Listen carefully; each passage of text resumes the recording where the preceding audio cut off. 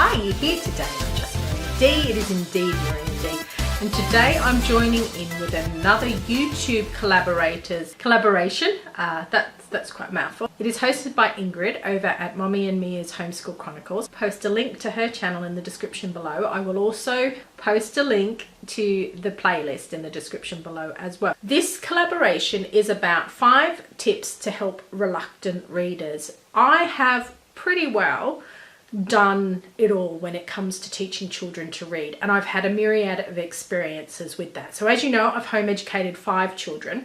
I'm currently on my last child. My first is now 24 and has been to university and graduated. My second is about to graduate in July. I've kind of run the full gauntlet of home education experiences, right from having little tykes at home that never went to school to now having university graduates. The easiest child I had to teach to read was my last.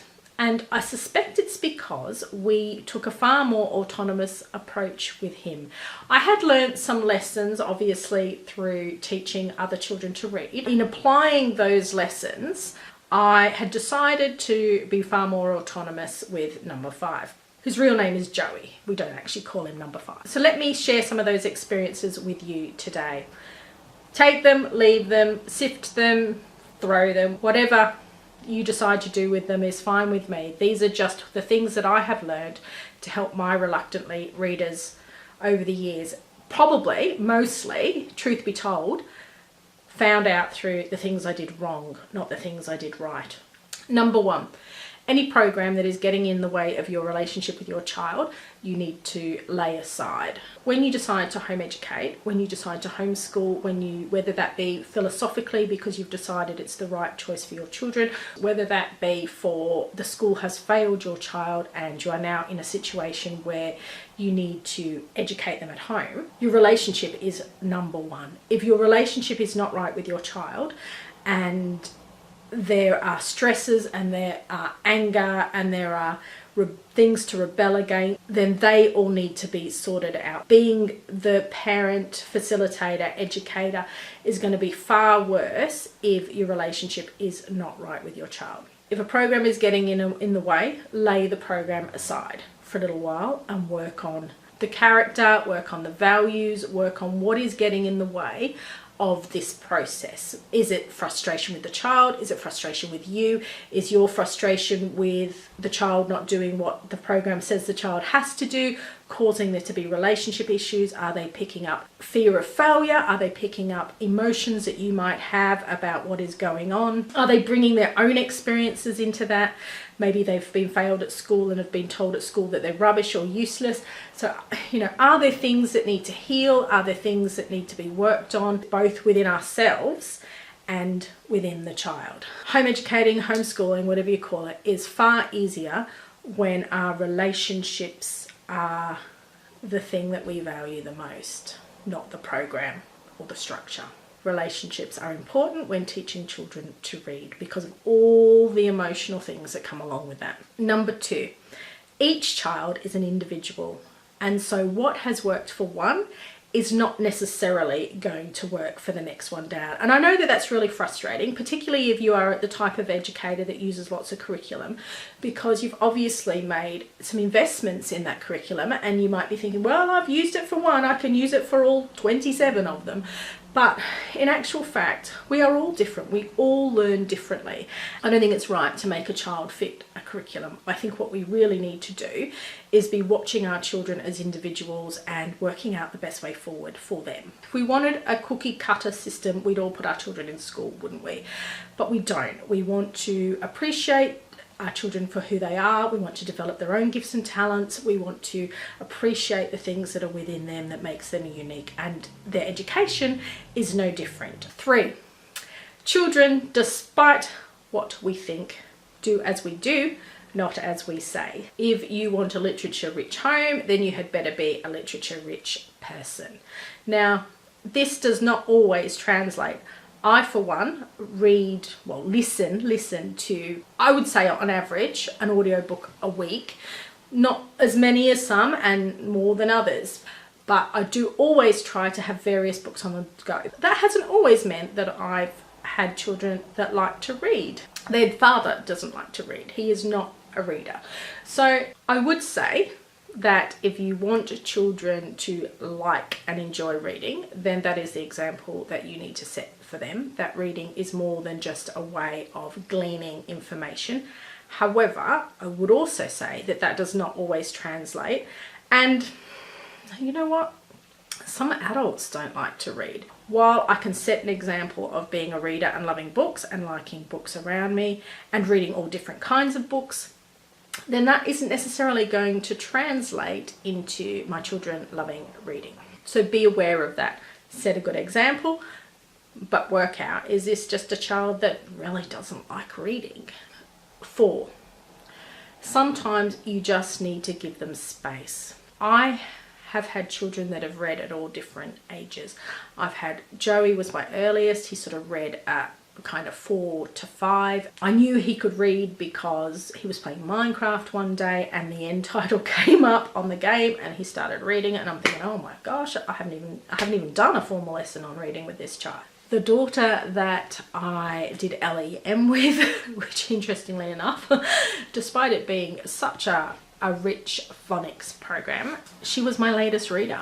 She didn't really start to make any kind of grounds with reading till she was about age 9, and then didn't read her first chapter book till about age 12. There was nothing more I could do. Like, I had done it all. We had tried different curriculums. We had tried the most intensive curriculum. We had tried more watered down things. She'd had access to online programs. We listened to loads of audio books. I read to them. You know, she was in a literature rich environment. She just was not ready. And so for number 4, I'm going to say readiness is key.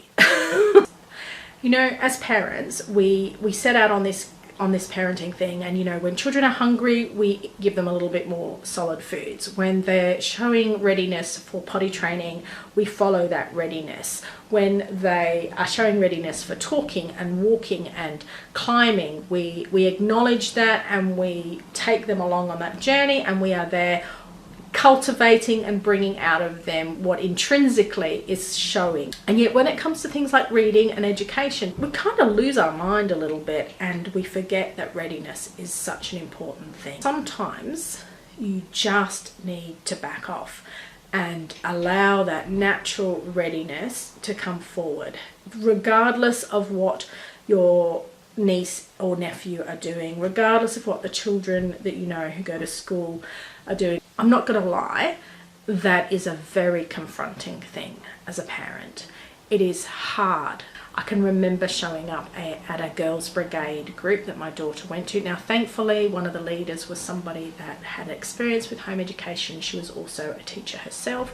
And I could say, look, I just want you to know that my daughter is a late reader and she's feeling that there's an expectation being put on her to be better at it than what she is.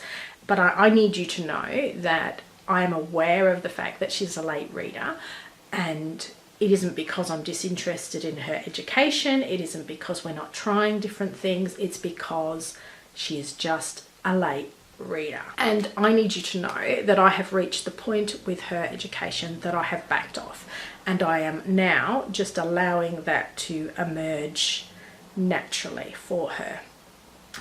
So I was having these kind of conversations with not only leaders of groups that she was going to, but with personal friends, with family, and just sort of setting that expectation that I've kind of done everything I can now, and everybody just needs to back off and give her space. Making sure, of course, there were no other extenuating circumstances. Readiness is key when it comes to reading. And number 5 is that learning became a lot more fun because it happened out of purpose, and not purpose that I said you shall do this. Purpose in watching a small child deciding for themselves that intrinsically they needed to learn a skill so that their life was more enriched, and me being the person that was being allowed to come along on that ride. So it wasn't me being this is what we're doing today, we are doing reading and you will learn to read.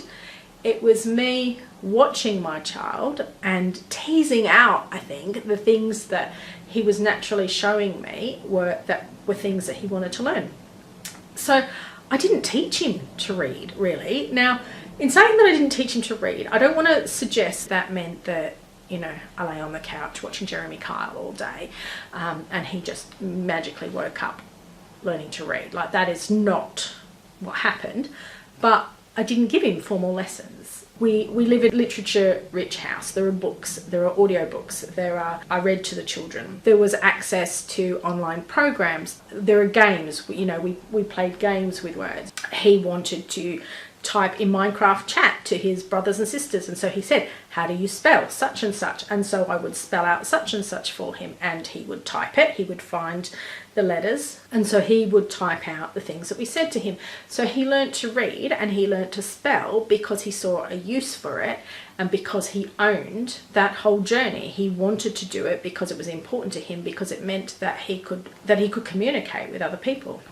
And that for me was the best way. It was the easiest way. I'm going to insert a breakdown of my 5 tips for helping reluctant readers. Tip 1, relationships over programs. Make sure your relationships are right with your children. Tip 2, children are individuals. Not all curriculums or programs suit all children. Be open to trying new things with each child. Tip 3, be the kind of reader you want your children to become. Create a literature-rich environment around children, but no, not every child will be an avid reader nor read for enjoyment, like not every adult does. Tip 4, children may need space, and readiness is definitely key when learning to read, just like many other parenting moments. Have fun with learning. Build on a child's natural curiosity.